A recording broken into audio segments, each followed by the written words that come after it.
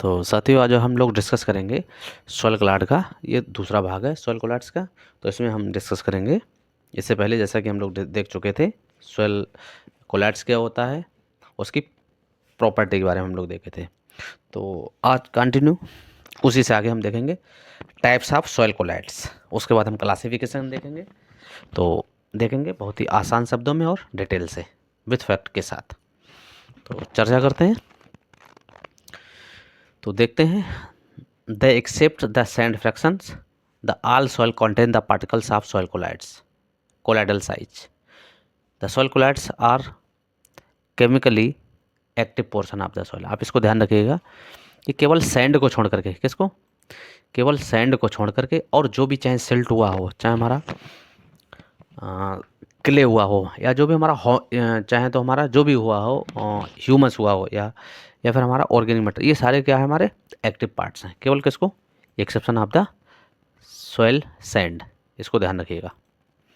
इसको कंटिन्यू बात करते हैं। The individual crystalline particles is called the micelle, micelle, या फिर माइक्रोसेल, या फिर सूक्ष्म सेल भी इसको क्या जानते हैं।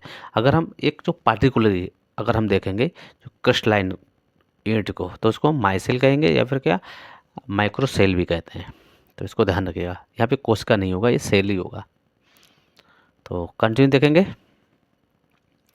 The colloidal clay particles are the considered as occupying an intermediate position being neither truly lyophilic, lyophilic बोले तो लिक्विड लिविंग, और हाइड्रोफिलिक। बात एक ये ध्यान रखें, लायोफिलिक या फिर हाइड्रोफिलिक, या फिर जो वाटर लविंग, यहाँ पे लिक्विड लिविंग, बात एक ही है। और नॉर लायोफोबिक, फोबिक मतलब एक बताया हेटिंग करना, मतलब घृणा करना, लिक्विड हेटिंग, और हाइड्रोफोबिक वाटर, या फिर क्या है रिफिलेंट। अगर हम देखेंगे तो जो कोलाइडल क्ले पार्टिकल्स होते हैं वह एक तरह से क्या है, एक मध्यवर्ती स्थिति पे होते हैं, ऐसे माने जाते हैं, जो यहाँ ये स्थान पे माने जाते हैं, जो ना तो वास्तव में लायोफिलिक होते हैं और ना ही वास्तव में ये लियोफिलिक होते हैं। तो ध्यान रखिएगा, दोनों चीज़ें, दोनों नहीं होते हैं ये कोलाइडल क्ले पार्टिकल्स, इसको आप ध्यान रखिएगा। कंटिन्यू देखेंगे। हाँ, clay colloid possess the particles of properties of hydrophilic because of its hydration. अगर क्ले कोलाइड्स में देखेंगे तो जल योजन के कारण जो हाइड्रोफिलिक क्या है इसमें गुण होते हैं। कंटिन्यू देखेंगे। It is sensitivity to electrolyte is a hydrophobic nature. और ये इलेक्ट्रोलाइट के प्रति क्या है संवेदनशील होते हैं, जो कि किस नेचर के होते हैं, ये हाइड्रोफोबिक नेचर के क्या है होते हैं। हाइड्रोफोबिक मतलब एक तरह से दूर होना, या हम बोल सकते हैं वाटर हेटिंग या फिर लिक्विड हेटिंग। तो ध्यान रखेंगे इस चीज़ को आप लोग। तो कंटिन्यू देखेंगे। देयर आर टू टाइप्स, जो सॉइल कोलाइड्स होते हैं हमारे वह दो प्रकार के होते हैं। तो कौन कौन से, उनकी हम बात करेंगे। तो पहला नंबर है हमारा लायोफोबिक, जैसा कि अभी हम चर्चा कर रहे थे। तो लायोफोबिक में देखेंगे इसमें क्या क्या होता है। तो लायोफोबिक देखते हैं, they are very sensitive to electrolyte addition and flocculate very easily. यानी जो ये इलेक्ट्रोलाइट होते हैं, ये क्या है बहुत ही संवेदनशील होते हैं और बहुत आसानी से ये क्या हो जाते हैं प्रभावित हो जाते हैं। ध्यान रखेंगे आप इसको। कंटिन्यू देखते हैं। Fact, the lyophobic colloids are not the stabilise by the solvent molecular. यानी जो लायोफोबिक जो कोलाइड्स होते हैं ये ब्लैक अणुओं द्वारा स्थित नहीं होते हैं। ध्यान रखेंगे, ब्लैक अणुओं के द्वारा स्थित नहीं होते हैं। यहाँ पे क्या है, एक होता है सैल्यूट बोलते हैं जो घुलता है, और सॉल्वेंट जो घुला देता है। इसको आप ध्यान रखें इन टर्मों को भी। कंटिन्यू देखेंगे। The surface tension and viscosity of this colloidal system is similar to that of the disperse medium. यानी जो सरफेस टेंशन बोले तो जो सतह का तनाव होता है, और बेस्कोसिटी बोले तो चिपचिपाहट, ये क्या फैलाव माध्यम के क्या है समान होती है। Similar to the disperse medium, disperse या फिर बोले छितराने का जो माध्यम होता है उसके क्या ये समान होता है। कंटिन्यू देखेंगे।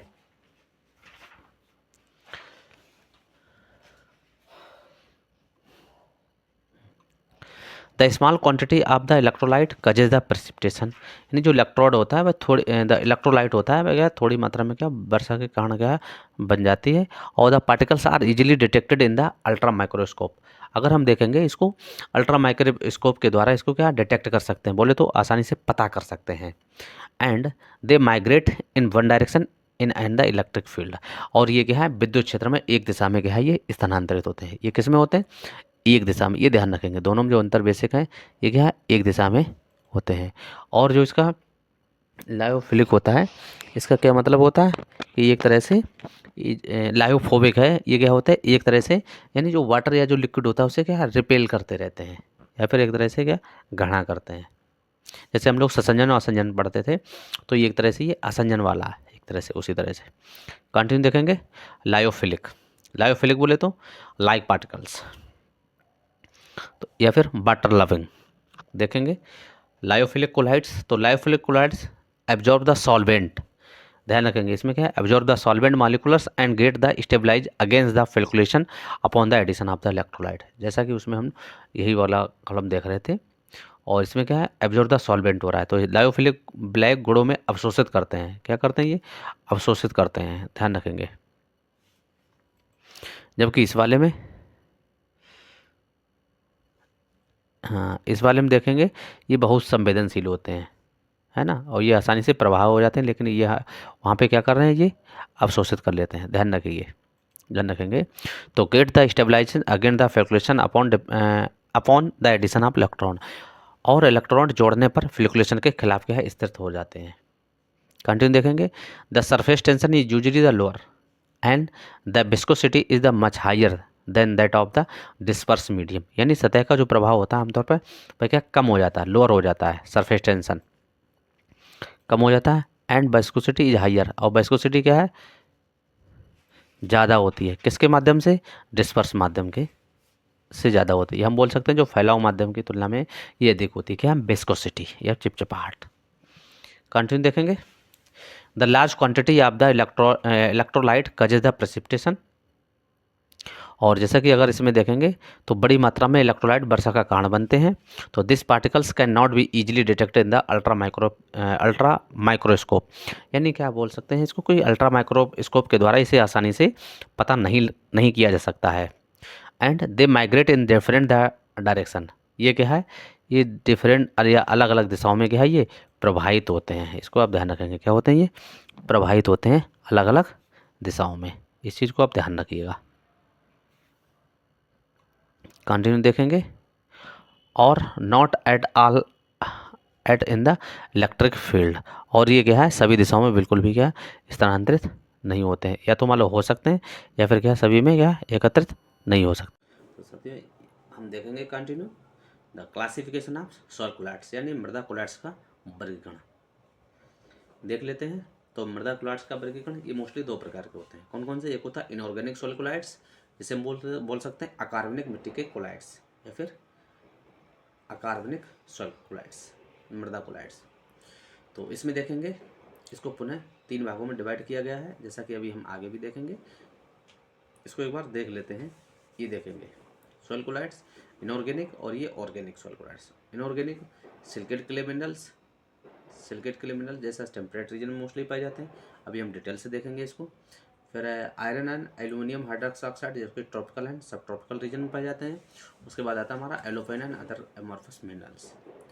तो ये हमारा इनऑर्गेनिक का पार्ट्स है, और दूसरा हमारा ऑर्गेनिक कोलैट्स। तो ये हमारा humus decomposition of organic matter, ये मोस्टली किस में पाए जाते हैं, या ह्यूमस ये होता है हमारा टेम्परेट रीजन में। तो कंटिन्यू हम देखेंगे सिलिकेट क्ले मिनरल्स की बात कर लेंगे। तो सिलिकेट क्ले मिनरल्स, तो layer aluminium silicate which consist of the thin layer of the repeat the structural unit which they are dominant clay minerals in the tropical region में। ये mostly क्या है ये मोस्टली समशीतोष्ण क्षेत्रों में या बोले तो टेम्परेट रीजन में मोस्टली पाए जाते हैं, इसको आपका खासकर ध्यान रखेंगे।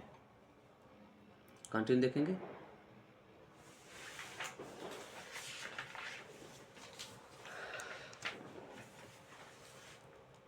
दूसरा है FeNAl hydroxide clay which may be crystalline और amorphous, these are common in the subtropical and soft. ये हमारे क्या है उपोष्ण कटिबंधीय और उष्ण कटिबंधीय क्षेत्रों में क्या है पाए जाते हैं, FeNAl। कंटिन्यू देखेंगे। नेक्स्ट है एलोपेन एंड अदर एमोर्फस मिनरल्स। एलोपेन और जो अनाकार वाले जो खनिज होते हैं वो ये किस में आते हैं, ये हमारा इनऑर्गेनिक का पोर्शन है। और नेक्स्ट है हमारा और दूसरा पोर्शन है ऑर्गेनिक सॉइल कोलाइड्स, जो कि humus dominant in the temperate region soil. इसमें क्या है, समशीतोष्ण क्षेत्रों में क्या है ह्यूमस की अधिकता होती है। तो कंटिन्यू हम देखेंगे, एक एक की हम चर्चा करेंगे। कंटिन्यू देखते हैं और हम डिटेल से पुनः देखते हैं। तो जैसा कि हम लोग चित्र के माध्यम से भी एक देख लेते हैं, जिससे क्या है फिगर जो भी है वो हमारे क्या है दिमाग में अच्छे से बैठ जाएगा। तो इसको हम कंटिन्यू देखते हैं। तो देखेंगे, एक एक की बात करेंगे। तो पहले देख लेते हैं हम इनऑर्गेनिक कोलाइड्स या सिलिकेट क्ले मिनरल्स। तो एक बार इसमें जो इसका स्ट्रक्चर लेयर सिलिकेट देख लेते हैं। तो सिलिकेट क्ले मिनरल्स खनिज, तो इसके एक बार structure of layer silicate clay देख लेते हैं। तो इसमें पहला हमारा सिलिका, जो कि हमारा टेट्राहेड्रल सिलिकेट क्ले होती है। सिलिका को और टेट्राहेड्रल सिलिकेट क्ले क्यों कहते हैं, अब इसके बारे में अभी हम देखेंगे। तो देखते हैं वन बाई वन का। तो silica tetrahedral seat is the basic building block for the silica dominant sheet is and the unit compose of the one silica atoms and surrounding by the 4 oxygen atom. यानी एक silica अगर seat होती है तो उसके चार भाग से क्या होते हैं, ऑक्सीजन के द्वारा क्या है सिलिका को घेरे रहते हैं। तो इसलिए इसको क्या है टेट्राहेड्रल कहते हैं। इसको ध्यान रखिएगा, सिलिका को टेट्राहेड्रल क्यों कहते हैं, क्योंकि इसमें जो 4 ऑक्सीजन क्या है सिलिका को घेरे रहते हैं चारों तरफ से, इसलिए इसको टेट्राहेड्रल सीट भी कहते हैं। तो which gives the 4 sided the configuration, और जो चौतरफा ये क्या है विन्यास बना लेती है। कंटिन्यू देखेंगे और आगे फैक्ट देखेंगे।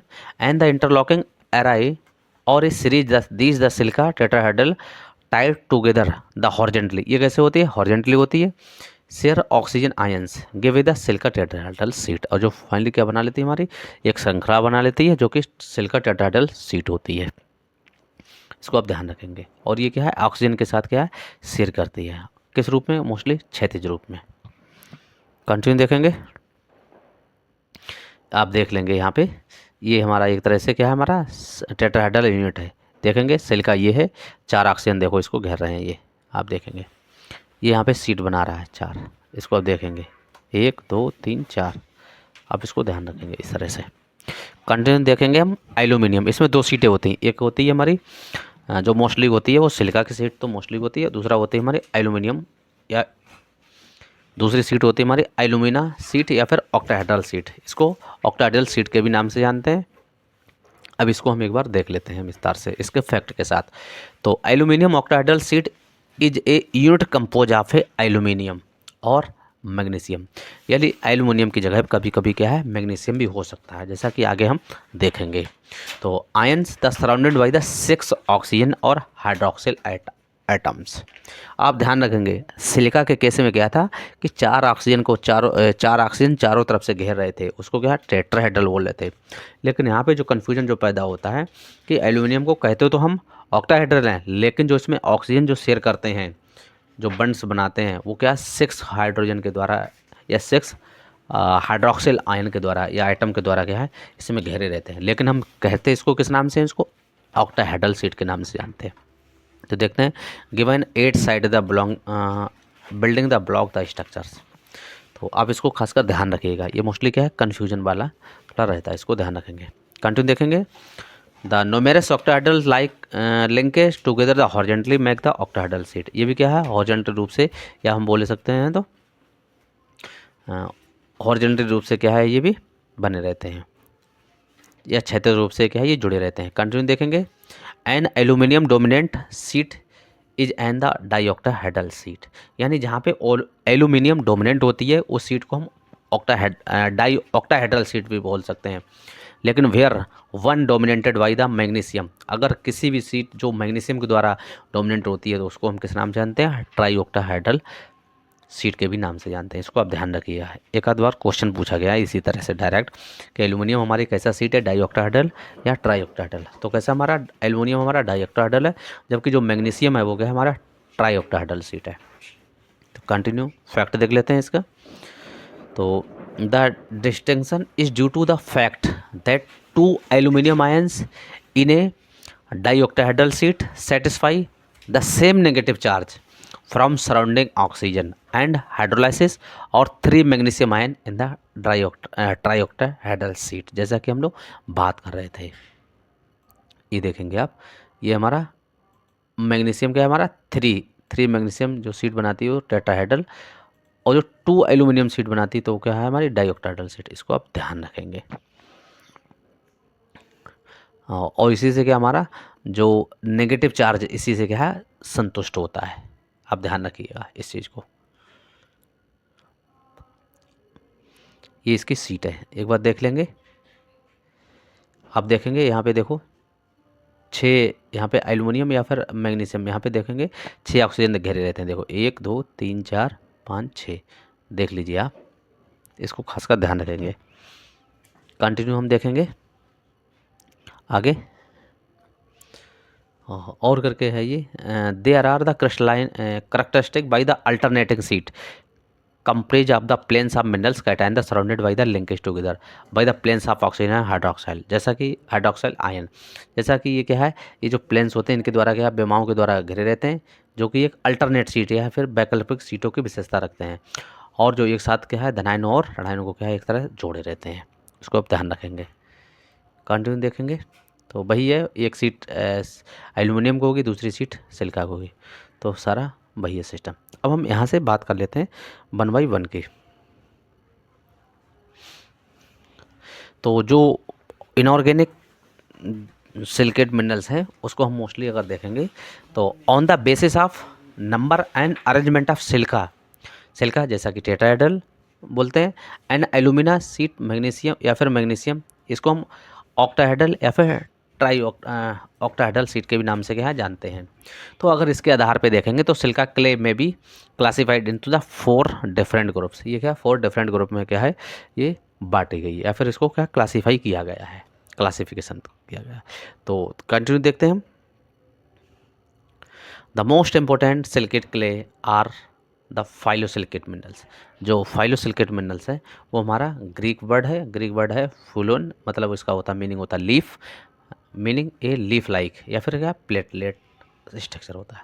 तो कंटिन्यू देखेंगे हम सिलिकेट क्ले के आधार पे, तो इसको 4 भागों में डिवाइड किया गया है। तो पहला देखेंगे, इसका पहला भाग है 1:1, इसको आप ध्यान रखेंगे, क्या है हमारा 1:1। तो इन सब की हम बात करेंगे। तो 1:1 का कॉमन, तो मोस्ट इंपॉर्टेंट एग्जांपल से देख लेंगे, इसका क्या है मोस्ट इंपॉर्टेंट एग्जांपल्स ऑफ कैल्यूनाइट है इसका। उसी तरह से 4 भागों में देखेंगे तो बी इसका पोर्शन है। तो दूसरा है 2:1, बोले तो एक्सपेंडिंग टाइप्स, एक्सपेंडिंग यानी ऐसा मिनरल्स जो क्या है वाटर के संपर्क के आने पर मतलब एक तरह से हम बोल सकते हैं फूल जाते हैं, जिनका वॉल्यूम क्या बढ़ जाता है, आयतन बढ़ जाता है, तो उसके क्या है 2:1 स्पेंडिंग टाइप्स मिनरल्स बोलते हैं। तो इसमें मोस्ट इंपॉर्टेंट एग्जांपल्स आर समेक्टाइट के अंतर्गत देखेंगे तो मोंटमोरोलाइट एंड लिमिटेड एक्सपेंड, यानी ये कम, मोंटमोरोलाइट अगर हम बोल सकते हैं कि सबसे अधिक फूलता है, उसके बाद अगर कोई फूलता है तो वो फूलता है हमारा बर्मिकुलाइट। तो इसकी भी हम चर्चा करेंगे। नेक्स्ट सी नंबर है हमारा 2:1। 2:1 में देखेंगे तो नॉन स्पेंडिंग टाइप, ये ध्यान रखिए, ये ऊपर वाले ये क्या था स्पेंडिंग टाइप, और ये क्या हमारा नॉन स्पेंडिंग टाइप, तो इसको आप ध्यान रखेंगे। तो नॉन स्पेंडिंग टाइप में तो मोस्ट इंपॉर्टेंट एग्जांपल से देखेंगे तो इलाइट को हालांकि हम हाइड्रस माइका के नाम से भी क्या है इसको जानते हैं, इसको आप ध्यान रखिए एग्जाम्पल्स। और जो चौथा नंबर है हमारा 2:1 या फिर 2:2 टाइप्स मिनरल्स। तो इसमें तो मोस्ट इंपॉर्टेंट एग्जाम्पल्स है इसका है क्लोराइट, इसको आप ध्यान रखेंगे। तो हम 1 बाई 1 की बात करते हैं। तो पहला नंबर है हमारा 1:1, 1:1 टाइप मिनरल्स।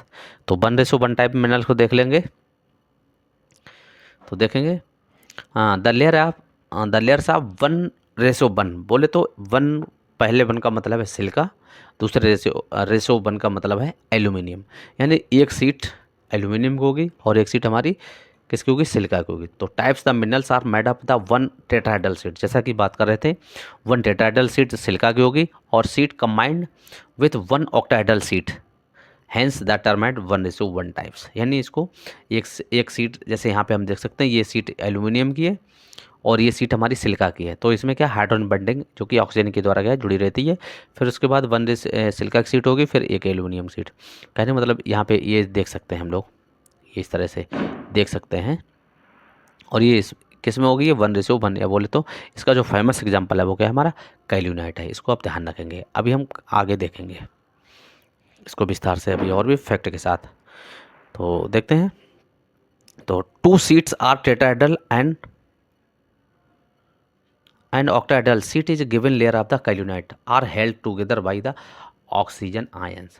यानी जो 2 सीट होती हैं इसमें कौन सी होती है, तो एक तो टेट्राहेड्रल होती है और एक क्या ऑक्टाहेड्रल सीट है। ऑक्टाहेड्रल बोले तो एल्युमिनियम, और टेट्राहेड्रल जब भी आप बात होगी तो हो गई सिलिका की, आप ध्यान रखेंगे इसको।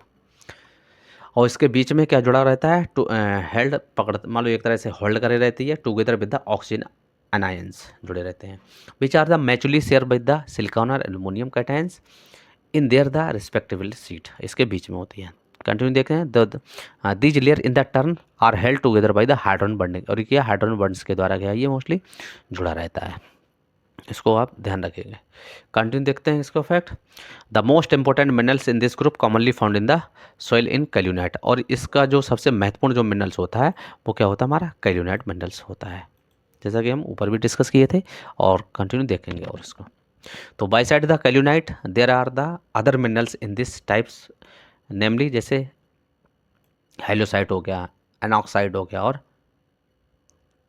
डिकाइड्स हो गया। ये 3 मिनरल्स क्या ये महत्वपूर्ण है, लेकिन महत्वपूर्ण ये किसके अंतर्गत आते हैं, ये कैल्यूनाइट ग्रुप के अंतर्गत आते हैं। हालांकि 1:1 में कैल्यूनाइट भी आता है और इसके अलावा ये भी मिनरल्स आते हैं, जैसे हेलोसाइट हो गया, नॉर्थाइट हो गया, डिकाइट हो गया, इसको आप ध्यान रखिएगा। कंटिन्यू देखते हैं, the chemical composition of the kaolinite, यानी इसका जो फार्मूला है क्या है, Si4Al2 Al4 O10 और OH का ट्वाइस O8 ब्रैकेट बंद, इसको आप ध्यान रखेंगे, इसका फार्मूला है ये। कंटिन्यू देखेंगे, the 2 sheet of each crystal unit of kaolinite are held together by oxygen atoms which are mutually shared by the silica और एल्यूमिनियम। जैसा कि हम देखते थे ऑक्सीजन और हाइड्रोजन बॉन्ड ये किसके द्वारा मालूम म्यूचुअली होते हैं, तो ये सिलिकॉन और एल्यूमिनियम के बीच में होते हैं। कंटिन्यू देखते हैं, the latest framework of SI and AL seat is fix, और ये क्या है एक तरह से इसका जो ढांचा होता है सीट होती है वह क्या एक तरह से फिक्स होती है, तय होती है, स्थिर होती है, ध्यान रखेंगे इसको। कंटिन्यू देखेंगे, तो these units are held together very rigidly by hydrogen bondings to the oxygen planes of the adjacent layer, यानी इन इकाइयों के आसान से ऑक्सीजन तरल और हाइड्रोजन बॉन्डिंग के द्वारा मजबूती से एक साथ बांधे रखते हैं, जिसके द्वारा क्या होता है कि वाटर के संपर्क में आने पर इसमें वाटर क्या पेनेट्रेट, यानी वाटर क्या अंदर घुस नहीं पाता इसमें, जिससे क्या है ये फूल नहीं पाएगी। तो कंटिन्यू देखते हैं, so the lattice is fix and kaolinite minerals does not allow the water to penetrate. जैसा कि हम लोग देख रहे हैं जो जाली हो जाती जाली हो गई है, तो उससे क्या जो कैल्यूनाइट मिनरल्स होता है वह पानी को परतों के बीच में क्या है घुसने नहीं देता है, एक तरह से allow not the allow to the penetrate of the water between, किसके बीच में नहीं घुसने देता, तो layers and has the almost no plasticity, और इसके कारण क्या है इसमें प्लास्टिसिटी यानी इसमें नहीं होती है, कोहेजन भी नहीं होगा, श्रिंकेज भी नहीं होगा, और सॉइलिंग भी इसमें क्या है नहीं होती है। ये सारे गुण क्या है इसमें नहीं होते हैं, मतलब नहीं के बराबर होते हैं ये सारे गुण, जैसे सिकुड़न है, सूजन है, प्लास्टिसिटी है, कोहेजन है, बोले तो ससंजनन जो होता है वो भी क्या है नहीं होता है इसमें। कंटिन्यू देखेंगे, fact, the effective surface of the kaolinite is thus the restricted to its the internal surface area, यानी इस प्रकार जो कैल्यूनाइट होता है वह प्रभावी रूप से बाहरी सतह क्षेत्र तक ही क्या है ये सीमित होता है, जो कि इंटरनल क्या नहीं होता है, इसको आप ध्यान रखिएगा। क्योंकि जब इंटरनल क्या है जब वाटर नहीं जब इंटर कर पाता है तो सॉइल या जो उसका वैल्यूम होगा वह चेंज नहीं होता इंटरनली, यानी तो कहाँ तक ये सीमित रहता है, केवल बाहरी सतह ही तक। कंटिन्यू देखेंगे, the also there is a little isomorphous substitution in this minerals, यानी इस जो मिनरल्स होता है इसके अलावा या इस मिनरल्स में आइसोमार्फस सब्स्टिट्यूशन क्या है बहुत कम होता है या फिर ना के बराबर होता है। कंटिन्यू ध्यान रखेंगे इसको, एक बार ये यूपी कैटेट में ये क्वेश्चन पूछ लिया गया था डायरेक्ट। कि इनमें से किस मिनरल्स में आइसोमॉर्फस सब्स्टिट्यूशन नहीं होता है। तो वहाँ पे हालांकि ऑप्शन नहीं था, तो यहाँ पे क्या है, मोंटमोनोनाइट, ये क्या नाम है, कैल्यूनाइट मिनरल्स था वहाँ पे। तो कंटिन्यू देखेंगे, the kaolinite crystal unit has the are the hexagonal in the shape, यानी जो कैल्यूनाइट मिनरल्स होता है वह आकार में कैसा होता है, षटकोणीय होता है, या बोले तो हेक्सागोनल होता है। इसको आप ध्यान रखेंगे, ये भी पूछ लिया जाता है मोस्टली। कंटिन्यू देखेंगे, द साइज ऑफ कैल्यूनाइट इज 0.1 से 5 माइक्रोन्स होता है, यानी जो कैल्यूनाइट का आकार होता है वह 0.1 से 5 माइक्रोन्स के बीच में होता है। इसको ध्यान रखेंगे। तो उसी तरह से इसका सी एक्सिंग स्पेसिंग देख लेंगे, जो कि क्या है, इसको एंगस्ट्रॉम में क्या है मापते हैं। तो कैल्यूनाइट का कितना होता है, 7.2 होता है। इसको आप ध्यान रखेंगे। कंटिन्यू देखेंगे, the cation exchange capacity of the kaolinite, cation exchange capacity कितनी होती है इसकी, 3 से 15 सी मोल पर प्रोटॉन पर केजी होता है। इसको आप ध्यान रखेंगे। कैटायन एक्सचेंज कैपेसिटी की ये क्या है, यूनिट होती है, जो कि कितनी होती है, 3 से 15 होती है। सी मोल बोलें तो सेंटीमोल्स। कंटिन्यू ध्यान रखेंगे इसको। कंटिन्यू देखेंगे, the surface area of, surface area किसमें, मीटर स्क्वायर प्रति ग्राम। सॉइल में कैल्यूनाइट का कितना, तो इंटरनली देखेंगे तो इसका जो इंटरनल एरिया होता है वह 7 से 10 होता है, जबकि जो एक्सटर्नल एरिया होता है वह होता है 30 से 35 होता है। इसको आप ध्यान रखेंगे। तो हम यहाँ पे ये देख सकते हैं, जो इसका एक्सटर्नल एरिया होता है वह ज़्यादा होगा कंपेयर टू इंटरनल से। तो इसको खासकर ध्यान रखेंगे। तो साथियों, आज के लिए इतना ही। मिलते हैं हम लोग नेक्स्ट वीडियो में और 2:1 स्पेंडिंग टाइप मिनरल्स के साथ। तो साथियों, थैंक यू, जय हिंद।